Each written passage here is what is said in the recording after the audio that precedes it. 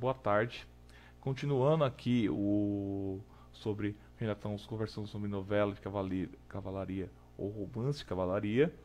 Hoje a gente vai estar falando dos ciclos, tá? Finalmente falando dos ciclos da cavalaria. Nós vamos ter propriamente três ciclos que vão estar presentes, vão ser assunto da cavalaria, tá? O primeiro ciclo vai ser o ciclo bretão, certo? Que de certa forma vai ser aquele que vai ser mais famoso, que vai ter mais dobramentos, que vai ser mais utilizado. O segundo vai ser o ciclo chamado dos 12 pares da França, tudo bem? E o terceiro, desculpe, é o ciclo clássico ou antigo, tá? Uma coisa importante de dizer, eu acabei procurando, né, pesquisando sobre as novelas de cavalaria e eu achei um quarto ciclo, né? Eu sempre pensei que só tivesse três, na verdade tem um quarto, tá? Que é do Amadis de Gaula, tudo bem? Vai ser uma produção propriamente da Península Ibérica, tá? E ali vai estar narrando as aventuras desse cavaleiro, desse ciclo, certo? Basicamente. E o que é interessante perceber é que é um cavaleiro muito mais real, muito menos fantasioso do que propriamente as outras histórias, tá? Eu vou começar a falar do ciclo clássico antigo, porque ele vai ser assim um pouco mais rápido até para a gente estar conversando. Então o que vai acontecer? Como eu falei, no século XIII, certo? A partir do século XIII, ali, século XII, século XIII, vai começar a se escrever uma série de histórias com temas ligados à cavalaria. Então, um dos temas que vai estar ligado a essas histórias e vai se desenvolver até o Renascimento, isso, até a crítica do Dom Quixote, basicamente, né? A gente vai ver que é considerado um dos primeiros romances modernos, propriamente dito. O que vai ocorrer? Essa visão do cavaleiro, ela vai ser instituída. Então você vai ter regras, a cavalaria, a gente falou lá das três divisão da sociedade, os três estados, os três principais grupos sociais, se a gente fosse dizer assim, a divisão, se a gente for fazer uma pirâmide, certo? Então nós tínhamos lá em cima, primeiro o clero, a igreja, embaixo os senhores feudais, os nobres, eu acho que tem que pontuar isso, os cavaleiros e por aí vai. E lá embaixo, camponeses e os servos. Então, quem que é o cavaleiro? O cavaleiro, ele era uma necessidade no contexto, basicamente, da Alta Idade Média, porque havia situações onde era necessário você ter alguém especializado em combate para enfrentar os outros senhores feudais ou também para lutar propriamente nas cruzadas, certo? Que vai ocorrer 8 cruzadas. E essas cruzadas vão precisar de pessoas que vão ter esse tipo de trabalho, certo? Ter esse tipo de característica. Então o cavaleiro é como se fosse um soldado propriamente de elite, certo? E vai haver a necessidade do quê? De se criar uma ideologia para o cavaleiro, ou seja, o que seria? Ideias que justifiquem a existência desses cavaleiros e que vão regrar o que o cavaleiro pode ou não pode fazer, certo? Então, no período, nesse contexto aqui, vai surgir até o século XIII, que eu saiba pelo menos, regras da ordem de cavalaria. Vai ter vários autores que vão fazer isso, certo? Onde vai se apresentar o modelo do cavaleiro, uma certa concepção do que deve ser o cavaleiro e como ele deve basicamente se comportar. E isso vai estar presente basicamente nessas histórias, nessas novelas de cavalaria, mas também vai estar presente em documentos propriamente históricos, tá bom? Que vão ser escritos nos mosteiros nesse contexto. Lembrando, a boa parte da produção provavelmente literária que possibilita o nosso contato sobre como funciona a cavalaria vai estar ligado muitas vezes a textos propriamente fantasiosos, textos que não têm, digamos assim, relato propriamente histórico, certo? como os ciclos que eu vou estar falando aqui. Vocês vão perceber que o mito, por exemplo, de Arthur, né, melhor, a lenda de Arthur ou a lenda de Tristão e Isolda, começa com caráter, citações propriamente históricas, e vai se transformando em algo propriamente fantasioso, algo criado. Cada vez que vai se aumentando digamos assim, a sua importância, vai se modificando a sua lenda, tá bom? Então, tá ligado basicamente a isso. Então, esse ciclo, né, não o primeiro, mas esse ciclo que tá ligado a antigo ou clássico, tá ligado ao que? Na verdade, nada mais é do que os medievais indo para a antiguidade grega e romana e pegando assuntos para elaborar romances, novelas novos. Então eles vão utilizar as histórias propriamente do que? Da Guerra de Troia, seus desenvolvimentos. Alguns personagens como Jasão, Medeia, certo? Vão ter bastante destaque e o objetivo é mostrar o quê? Mostrar dentro dessas histórias um tipo de comportamento do que deveria ser o cavaleiro. Então eles vão pegar essas histórias da mitologia, vão elaborar esses personagens de uma forma um pouco diferente, mostrando que eles já tinham o porte propriamente de como o cavaleiro deveria se comportar, como as mulheres deveriam ser o relacionamento desses cavaleiros com essas mulheres, certo? E você vai ter o quê? A matéria propriamente da Guerra de Troia como base desses textos, certo? Então, infelizmente, nos especialistas que nós temos, né, as pessoas que se ocupam com esses textos medievais, parece que, pelo menos para os pesquisadores portugueses, não é algo que se estuda tanto, certo?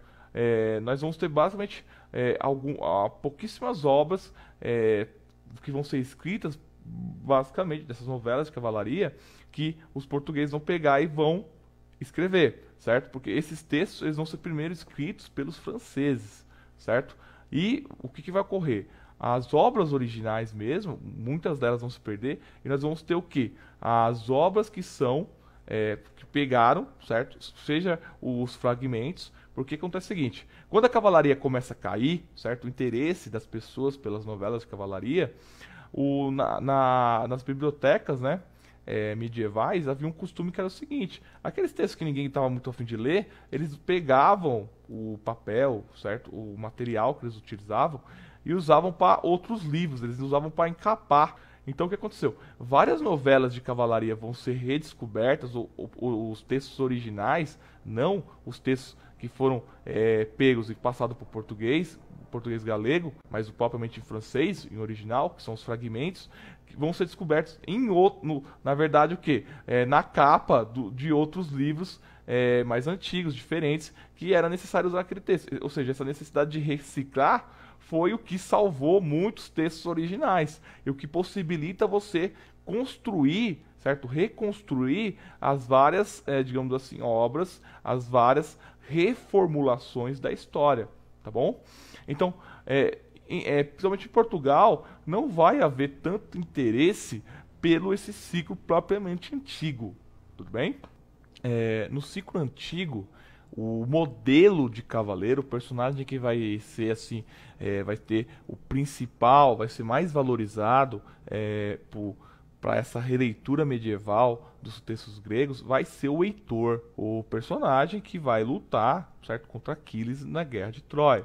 Então, para os medievais, o Heitor era quase um cristão. Pô, o cara ali está quase ali como um cristão. E vai ter muitas histórias que vão trabalhar com algum tipo de referência ao Heitor. Eu vou daqui mais para baixo, está falando sobre os 12 pares da França. Então, exemplo, a espada de Heitor, o Heitor, né, antes de ele sucumbir, antes de ele morrer, ele vai passar, certo?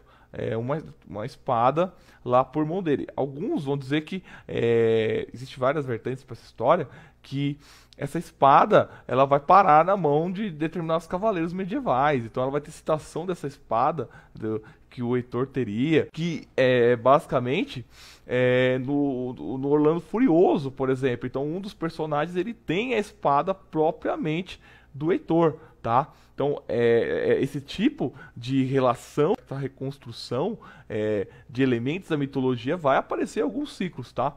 Outro exemplo, Hefesto, que é o deus ligado ao fogo, ao trabalho na mitologia grega, ele vai criar uma rede, porque ele vai começar a desconfiar, tem alguma coisa de errado aqui, certo? Que a mulher, certo? Naquele contexto ainda era Afrodite, ele vai começar a perceber que há uma traição da mulher dele, de Afrodite, em relação a Ares. Então, ele vai começar a bolar um plano para pegar os dois. Ele vai criar essa rede, que não dá para destruir ela, tá?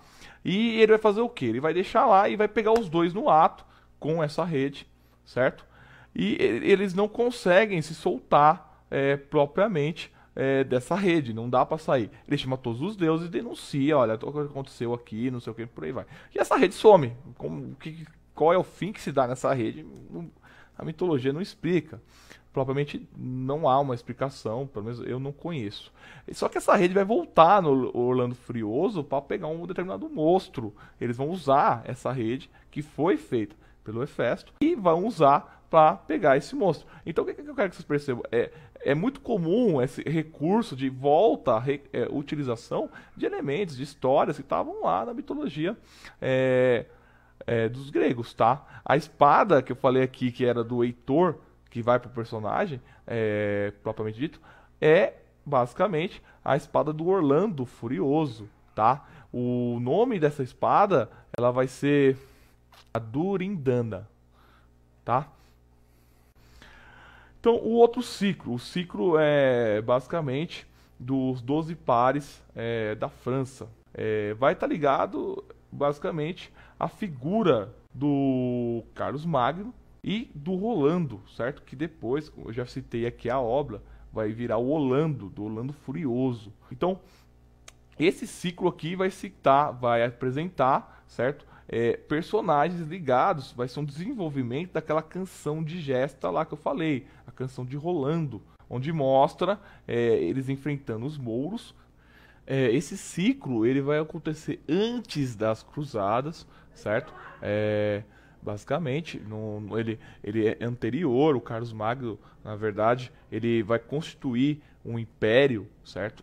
Que vai ter como de certa forma a luta contra os mouros, mas não necessariamente os mouros são aqueles ligados à fé do Islã, não está ligado propriamente a isso, tá?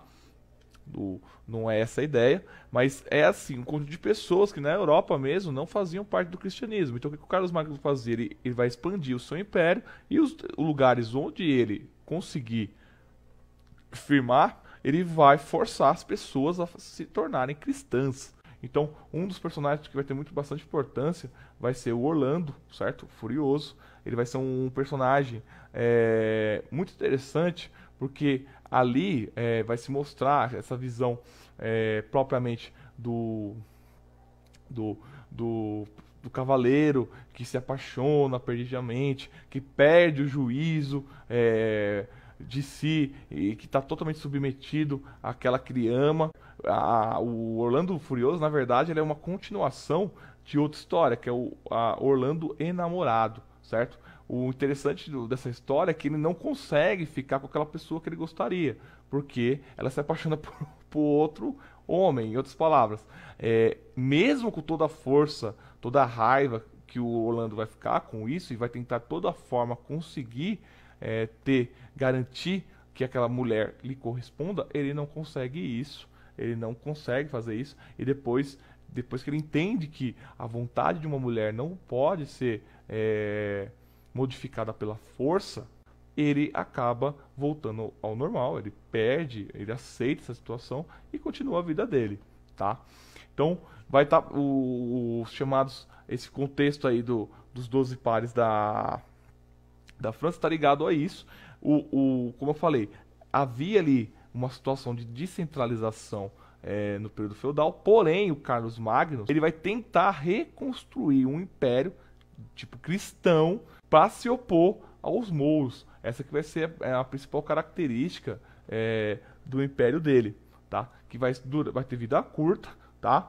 Mas vai surgir sobre ele e sobre essa sua tentativa várias histórias, várias novelas que vão estar ligadas a essa cavalaria que vai lutar contra os mouros e que vai, digamos assim, tentar reconstruir um ideal cristão de império ou coisa do tipo, tá?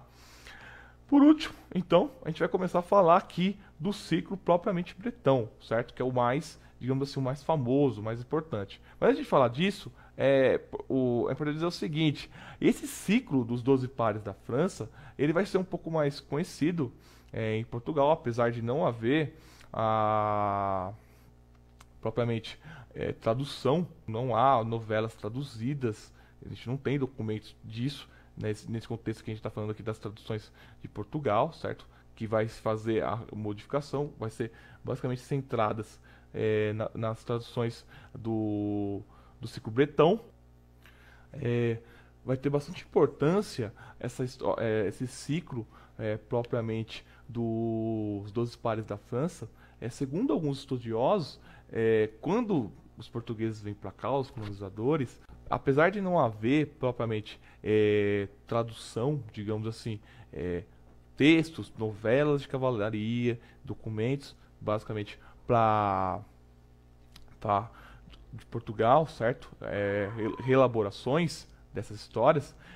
Do ponto de vista oral, alguns especialistas vão dizer que no Nordeste, o conto, por exemplo, de Cordel, o conto de Cordel, as histórias de Cordel, não sei se já viram alguma, mas são contos que trabalham muito, são muito semelhantes a essa estrutura da novela de cavalaria e apresenta a ideia de cavaleiro andante, certo? Então, quem que é o cavaleiro andante? O cavaleiro andante é um cavaleiro que ele tem a relação de vassalagem a um determinado representante. Por exemplo, o Orlando Furioso, ele é um cavaleiro andante. Ele é um cavaleiro propriamente que obedece ordens de Carlos Magno, porém ele não tem um lugar propriamente fixo. Então ele vai de lugar para lugar e na história ele vai enfrentando vários inimigos, vai sofrendo várias aventuras.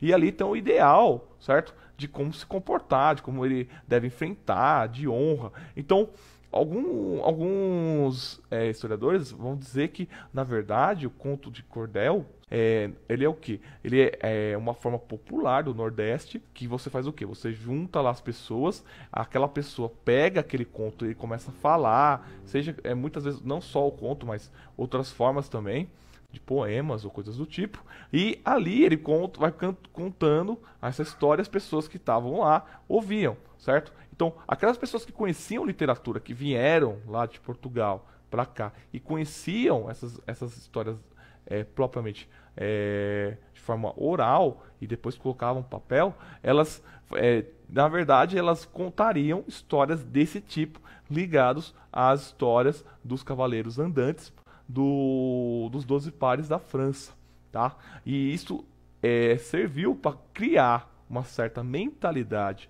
no Nordeste que vai embasar o cangaço, as histórias de Cordel ligadas propriamente ao cangaço, que seria a versão do cavaleiro andante, digamos assim, e de outros personagens também, por Nordeste, tá bom?